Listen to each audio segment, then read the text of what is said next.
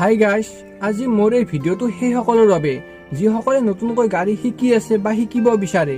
তো সেইসকলে যাতে এনে ধৰণৰ কিছুমান সৰু সুৰা ভুল নকৰে আৰু কেনে ধৰণৰ সৰু সুৰা ভুল নকৰে তো সকলো ক'বলৈ চেষ্টা কৰিম আজিৰ এই ভিডিঅ'টোত।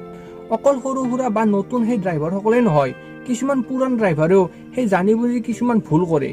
জানি বুজি মানে এনে ধৰণৰ যে এইটোতো পাৰিমেই বা এইটোতো জানোৱেই, তো এনেকৈ তেনেকৈ গ'লে একো অসুবিধা নহয় আৰু বিপদ কাৰ তাত কেতিয়া আহি পৰে কোনেও গম নাপায়। তো তাৰ আগতে সজাগ হৈ লোৱাটো ভাল।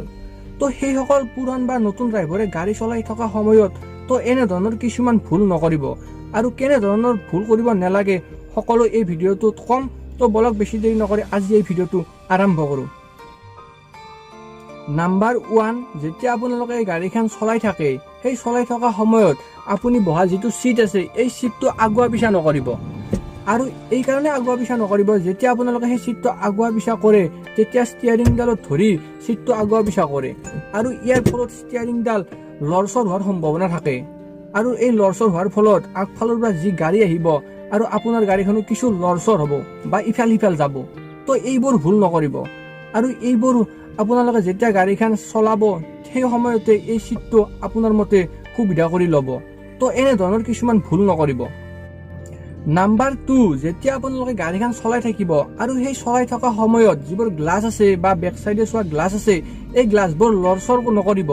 আৰু এই কাৰণে নকৰিব, যেতিয়া আপোনালোকে সেই গ্লাছখন হাতেৰে লৰচৰ কৰিব বা পিছফালে চাব তেতিয়া হয়তো আগৰ পৰা গাড়ী আহিব পাৰে আৰু এই গাড়ীৰ লগত আপোনাৰ গাড়ীখনৰ সংঘৰ্ষ হ'ব পাৰে। তো এইবোৰ ভুল নকৰিব আৰু এইবোৰ আপোনালোকে গাড়ীখন চলাৰ আগতে সম্পূৰ্ণ ঠাক ঠিক কৰি লওক। নাম্বাৰ 3, যেতিয়া আপোনালোকে গাড়ীখন চলাই থাকিব আৰু চলাই থকা সময়ত হেণ্ডব্ৰেকৰ ওচৰত বস্তু বাহনি ৰাখিবলৈ চেষ্টা নকৰিব। যে পানীৰ বটলে হওক বা বিভিন্ন ধৰণৰ বস্তু হওক এইবোৰ হেণ্ডব্ৰেকৰ ওচৰত নাৰাখিব। আৰু এই কাৰণে নাৰাখিব, যেতিয়া আপোনালোকে কেতিয়াবা বা হঠাৎ ব্ৰেক মাৰিব লগা হ'ল তো এনে সময়ত যদি আপোনালোকৰ সেই হাতখন হেণ্ডব্ৰেকত নপৰে বা বটলত পৰে তো হয়তো সেই গাড়ীখন তাত নৰখিব বা ৰাখিব নোৱাৰিব। তো এইবোৰ হেণ্ডব্ৰেকৰ ওচৰৰ পৰা অলপমান দূৰত ৰাখিব যাতে আপোনালোকে সেই গাড়ীখন হঠাৎ ব্ৰেক মাৰিব পাৰে বা হেণ্ডব্ৰেক মাৰিব পাৰে।